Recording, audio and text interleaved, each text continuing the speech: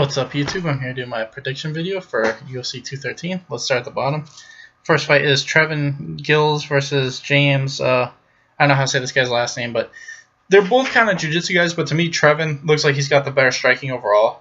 And all these fights just got published like a couple days ago, so I don't know a whole lot about any of these guys. So the first couple fights are the hardest to pick just because I don't know much about any of them. But I'm going to pick Trevin. He just looks more well-rounded, and he's 9-0 versus 8-1, so I'm going to pick Trevin. Next is Cody Stamann versus Tryon Ware. And Cody looks really good. He's 14-1. He looks like a really solid prospect. And Ware also looks like a really good prospect, so this fight's pretty close. But to me, Cody just looks a bit more well-rounded, and I think he's going to win a decision. Now it gets a little bit easier to pick. Rob Font versus Douglas Silva. And these are both really good strikers. I think Douglas Silva's probably got a little bit more of a power advantage, but I think Rob Font's got height, reach, and like speed and technique overall.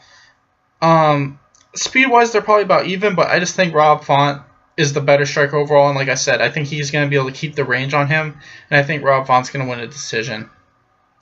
Next is Jordan Meehan versus Belal Muhammad, and this all depends on Jordan Meehan. If his takedown defense is as shit as it was in his last fight, Belal Muhammad is going to take him down over and over again and just beat the crap out of him. If Jordan Meehan can keep this fight standing, he should be able to win by knockout pretty easily. Belal Muhammad's got a shitty chin, in my opinion. I mean, in almost every single one of his fights, whether he wins or loses, the dude borderline gets knocked out. And like I said, I mean, I've never seen a chin as bad as Belal Muhammad's. It seems like every single fight he gets like rocked, and not just like a little bit. Like he gets like dropped, almost knocked out. So I'm gonna pick Meehan just because Belal Muhammad's just not reliable at all with his chin. And I think Jordan Meehan's going to win by first-round knockout. Next is Thiago Santos versus Gerald, and I can't say this guy's last name either. This fight's really hard just because Thiago Santos has shown that if you can get him to the ground and you're a really good grappler, you can submit him. And I think Gerald is a really good grappler and can get this fight to the ground. But if you can't, Thiago Santos' striking is really, really good, and he could probably be able to pick Gerald apart. I think Gerald's got some underrated striking, and he could strike with Thiago if he needs to. And I'm just going to pick Gerald just because I think he has more ways to win this fight. And if he can get this to the ground, I think it's going to be more lopsided than if Thiago's fighting him on the feet. So I'm going to pick Gerald to win by submission. Next is Chad Laprise versus Brian Camozzi. And this fight's hard for only one reason. Brian Camozzi's got a pretty big size advantage over Chad Laprise. He's fought at middleweight and welterweight, and Chad Laprise has fought mostly at lightweight, like once or twice at welterweight. Chad Laprise is a really small welterweight. I think he's just taking this fight to take the fight.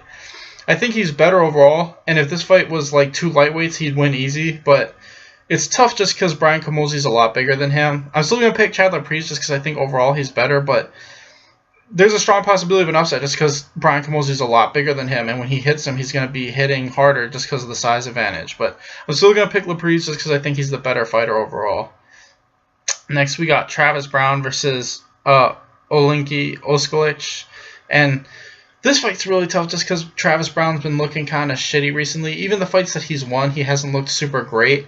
Like the two fights he's won recently, he beat Matt Mitrione and I can't remember the other guy, but like both those fights I thought he was losing, and then he kind of caught him. And then the Matt Mitrione one, he kind of poked Matt Mitrione in the eye, and then Matt Mitrione couldn't really see. And then he started getting beat up, but he was winning up until he got poked in the eye. And that's what I mean, is Travis Browne's gone like 2-4 in his last 6, and all those losses he got knocked out. I don't think Oskolic is the greatest striker ever, but he does have knockout power. I think Travis Browne's definitely got an advantage, like if he gets on top, just because I think he's bigger and he's better at holding people down and landing ground and pound. And Oskolic, you know, he's kind of content to stay on his back. I think he's smaller too, and that's a problem. But Travis Browne's chin is like, I don't know, he's just been getting knocked out so much recently, and he really hasn't looked good in a while. As where Oskolic, you know, he might not be fighting the best people in the world, but he's still consistently winning and putting up good fights. I think it's a slight upset, but I'm going to pick Oskolic. I think he's going to land a knockout punch sooner or later. And this is just because Travis hasn't looked good recently.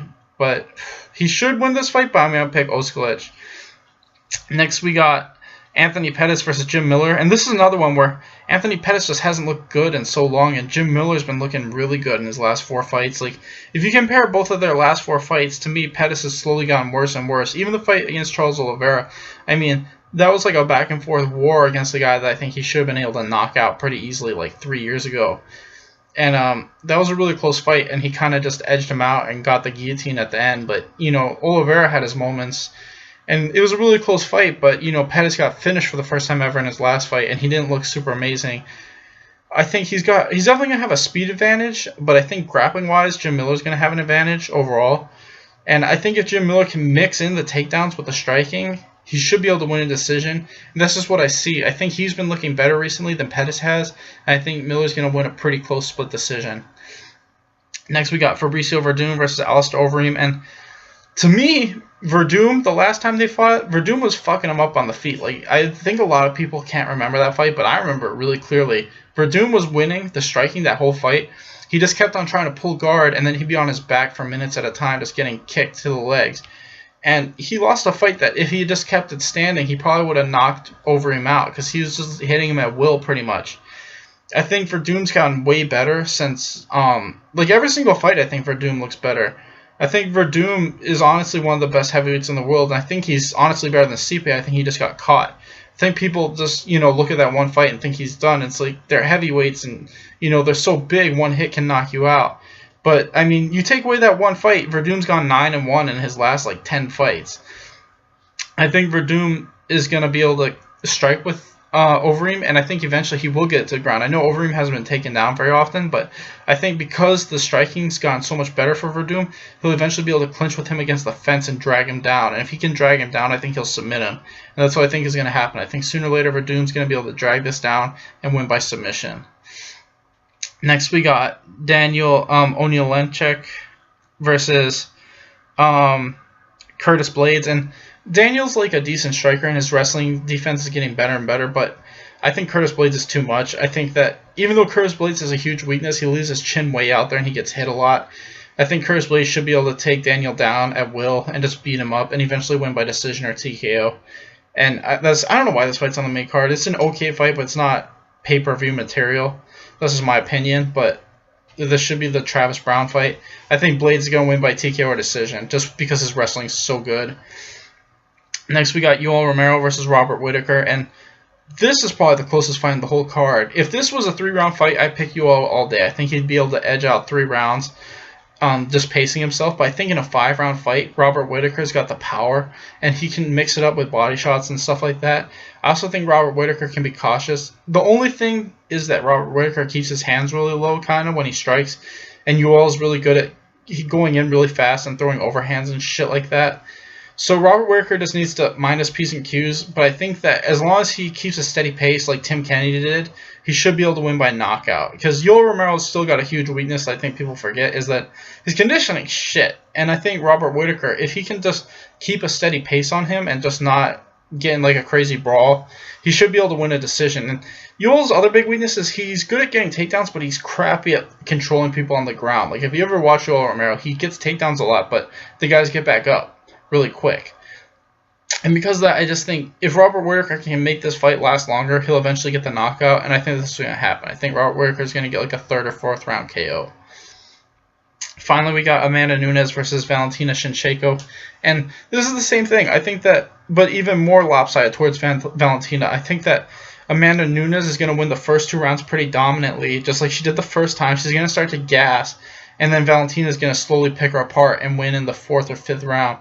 I think that the first fight, it was pretty obvious if that fight had one more round that Valentina was probably going to fuck her up. Every single fight I've ever seen Amanda Nunes in, the longer the fight goes, the shittier she gets and the more she gets the crap kicked out of her. She's really good in the beginning because she's got the speed and power advantage, but she gasses and then the other person starts to take over.